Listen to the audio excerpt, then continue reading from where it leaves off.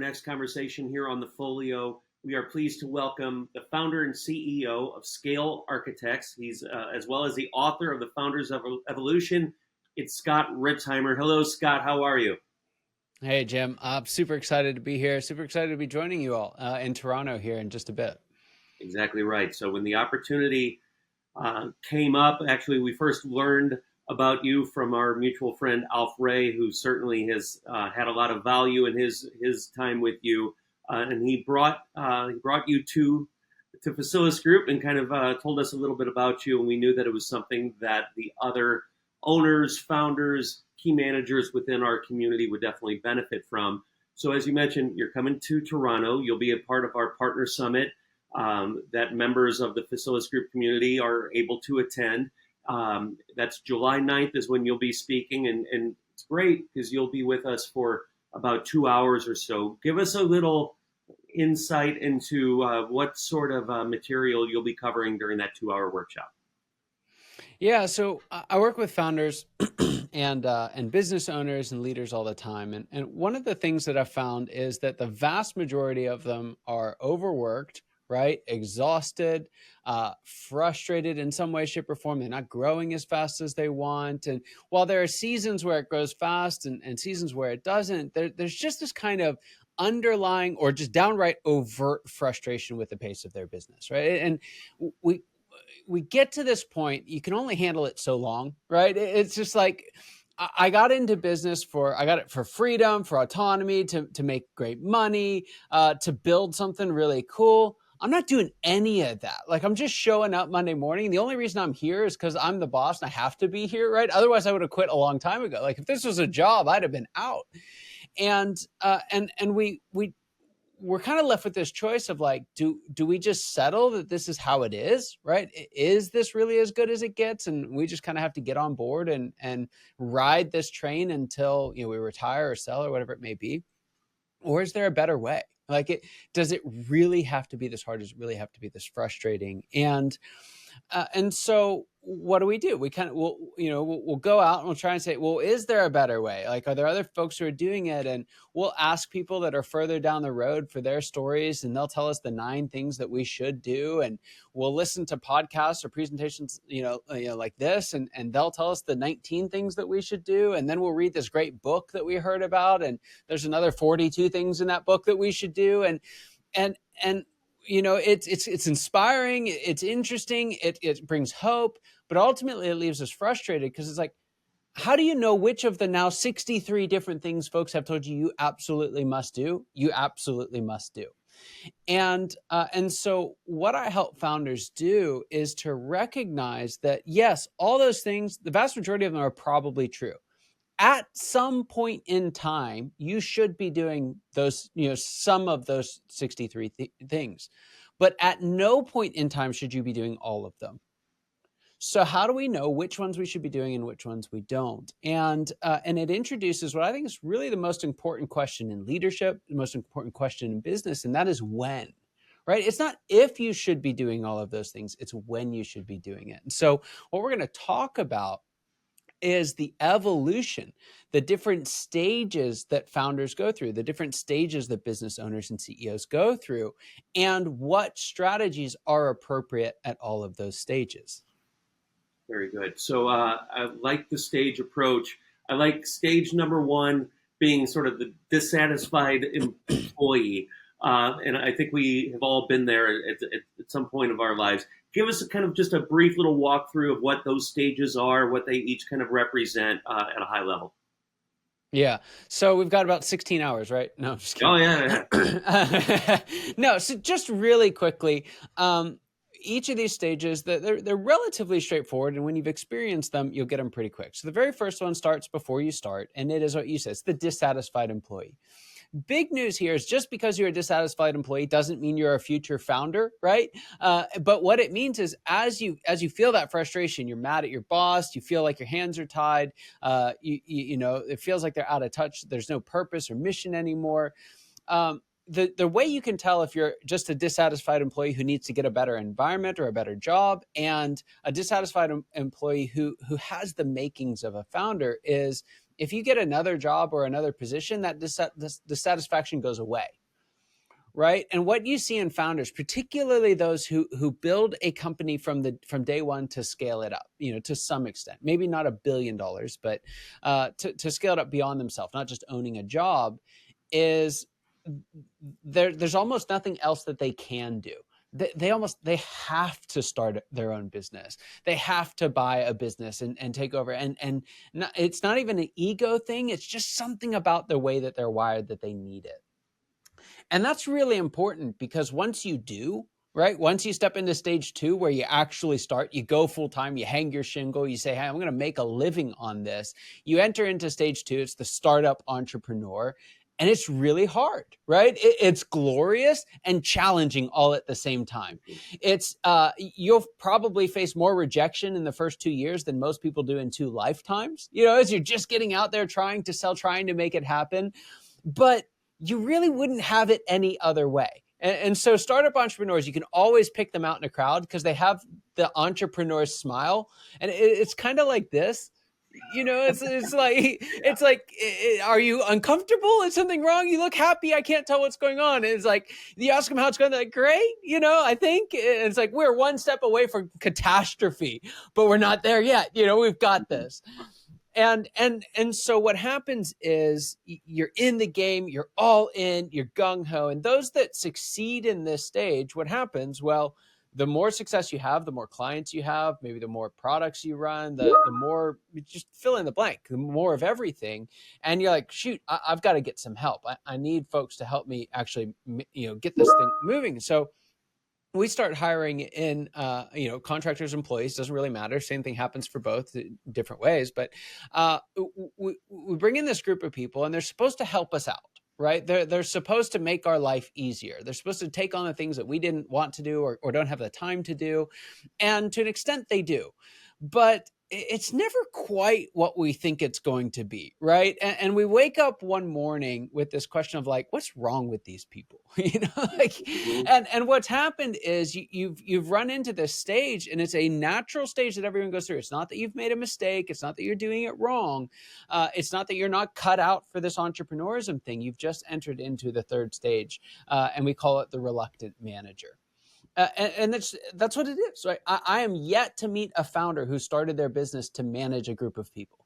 Right? It's just, there are much easier ways of becoming a manager than starting your own business and taking on all the risk that comes with that. And so it's not a natural thing for most founders. It's not what they long to do. And because of that, we can resist it and push against it and be frustrated by it. And ultimately we'll undermine our own success. If we don't embrace that stage, you cannot progress through it. Let's say we do, we kind of figure out just some basic skills of management. We'll talk about what some of these are when we spend time together in Toronto. It's just, what does that actually look like? How do you succeed? How do you move from being a reluctant manager to being a skillful manager without having to sell your soul or give up who you are in the process, right? It's because that's what it feels like sometimes. Exactly. So we're going to talk about what that looks like. It's just a few things. You do them right, and it's almost magical, right? Like it's just the amount of growth you can create, the amount of capacity it unlocks, both for you and your team's awesome. And so you're growing, and for a while things are better, right? It's still not wonderful necessarily, but from a results standpoint, it's awesome. You'll see folks just take off in this stage. You went from being $1 million company, you wake up one day and you're a $5 million company, right? You wake up, it feels like a few days later, now it's years and challenges and all kinds of stories in between, where you're knocking on the door of $10 million. And a part of you is proud, right? Like we've done something here, but an even bigger part of you is just kind of slowly dying inside, right? It just feels like all of that growth comes at a cost. You don't like the stuff that you're doing on a day in and day out basis. This is a lot of the folks I talked about in the intro. You wouldn't go to work, and many of you don't, because it's like you walk in there and just questions and problems and fires and like just nonsense, right? It just feels like absolute nonsense. None of it's actually moving us forward. And that's where we really start asking that question: is this it? Like, I did all that stuff. I learned how to manage, right? I never thought I'd be a manager in my life. I figured out how to do it. I did all that for this. right? To be trapped in my own business, to keep hitting some kind of glass ceiling, I can't figure out what it is, to feel like I'm waking up and just kind of banging my head against a wall every day with my team. You'd probably be more appropriate to call me chief babysitting officer than CEO. Like this is it's really tough. I've got leaders who aren't making it. I've got problems with clients. We're trying to hire and we're losing. It's just so much. And it's like you don't even know what to Google anymore, right? Back in the early days, you could Google like how to make a sale. It's like some of it would be good, some of it would be bad, but at least you knew what to look for. You get to the stage and you don't even know what to look for anymore. Sure. And these really are the dark days of our journey as a founder. It's really genuinely one of the hardest seasons. And unfortunately, because we don't know that it's a season, we don't exactly know why it's happening. Mm-hmm. Because of that, we don't actually know what to do to get out of it. So we double down on the things that worked in the past, and they wear us out even faster. We ask people from further down the road to see what are they doing now, and I can't even imagine having time to even think about that, and we just feel like we're stuck.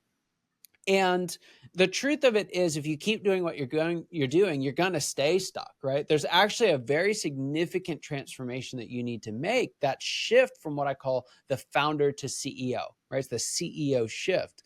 Mm-hmm. And again, we'll really be able to talk through what this is and how to make that shift. But I just want to, instead of going into the mechanics of it, we just want to talk about why it's so important.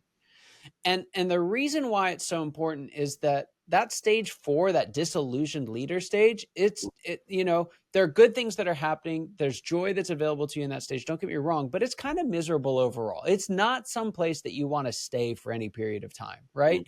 It's like you can survive, 45 minutes in the line at the DMV, but you don't want to stay there, right? It's just, it's that kind of a thing. And so we've got to get out. And the way to get out is virtually the same for everybody, right? It's not like you have to make something up out of, or find a magic genie or something like that. It's actually a very practical transformation that everyone needs to make.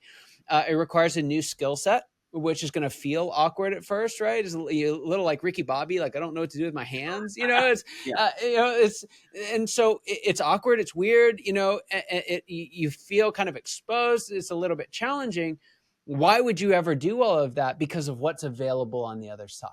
Mm-hmm. What's available on the other side for guys like Alf, who've been able to make this conversion, right? This transformation is an almost infinitely more sustainable role in the organization, right? When folks make that move from stage 4, disillusioned leader, to stage 5, chief executive, when they really become CEO of their business, regardless of what they've called themselves all along, what you find is that you get back into your sweet spot again, right? You find yourself with the time and capacity to think and to dream and to do what only you can do.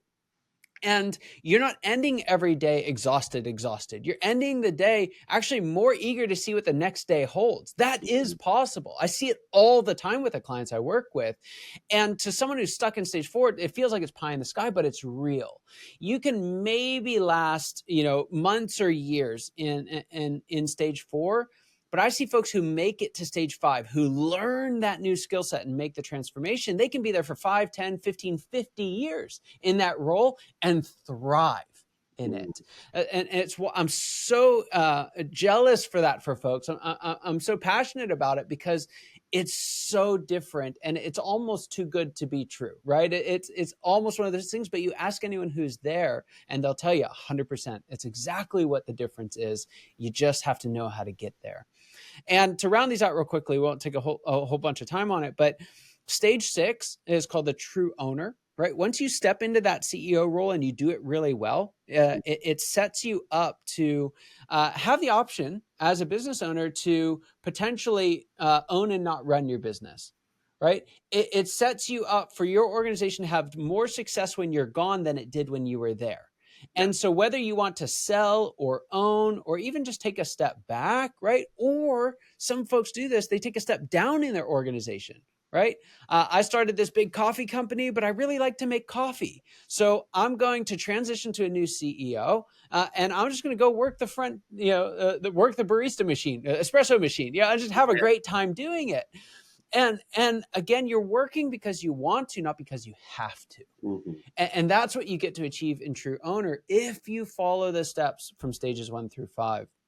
And last but not least, that transition, being able to lead other visionaries into a more compelling vision for their future of the company, it builds in you this ability to not only impact your story, but impact the stories of those around you. To not only change the way that you played the game, but to change the way the game is played forever, right? And you get to pour back into other leaders and founders and folks that are earlier in the journey and help them build better and more brilliant organizations without all the stress and heartache and headache that you did. And that's what stage 7 is really all about. It's called the visionary founder. Got it. I've noticed some sports analogies, not to put you on the spot, but the beginning of Founders Evolution, you have a perfect sort of sports analogy that sets the stage nicely. Would you mind sort of sharing that with our viewers here? Because it makes a lot of sense if you put it in football terms. For sure. If you're going to be there, you'll hear this, and we're going to really break down what this looks like. So maybe you can recite it with me together in July. But let's imagine. All right. 4th down, right? It's a big game, championship game. We'll use football. You can use any sport that you want. But we'll use football for the sake of this illustration. 4th down, you got 4 yards to go. There's 4 seconds left on the clock, right? And you're down by 4. What's that? There's lots of 4s here, but what does it mean? It means you got to get in the end zone. You get in the end zone, you win. You don't get in the end zone, you lose. That simple, right? You got one shot at it. You've got the perfect play. And so it's a fake to the running back and then a toss over the shoulder of your wide receiver in the end zone. And you've done it 1,000 times. You've run it yourself 1,000 times. Like, you could do it in your sleep. You call the play, everyone lines up, and you take your position, but this time it's on the sideline, right, as a coach. And it kind of hits you like, I'm actually not going to touch the ball between now and the end of the game, right? And it's like, woo, I hope these guys are ready, and you don't really have time to think about all of it, but just this 1,000 thoughts of what if, all start to hit. So again, you don't really have time for it. The play starts, and it works like amazingly well. Defense bites, everyone falls in on the hole, and like just this moment of joy starts to hit, and then you pan to the left and see the wide receiver got the wrong call. They got the play wrong and they're blocking instead of running to the end zone. And again, you've done this 1,000 times. You know how this ends. They don't have time to make it to the end zone with the way that they're running the play. And so what do? You book it. Right? Just take off, right? You start running, the headset flies off, clipboard hits one of the assistant coaches, right? Like, they will study the physics on this for years because no one knows how you do it, right? But you go 45 yards down the field into the end zone, 2 feet inbounds, make the diving catch, right? And what do you expect? The crowd to go wild, right? Because that's what they've done your entire career as a player. What happens instead? Silence. Mm-hmm. You could hear a pin drop, right? 80,000 people, millions watching online. No one has a single idea what to say. The only thing that's happening is little yellow flags are flying in your direction and men in black and white stripes are running at you, right? And so you're laying there on the ground, absolutely just crushed by the fact that something went wrong. I don't really know what it is. Why aren't they cheering? And you look at the scoreboard, you didn't win, right? Not only did you not win, you actually guaranteed your team's defeat by crossing that boundary line, by crossing the border. And so what would have been the crowning accomplishment of your career is now the laughingstock of your city.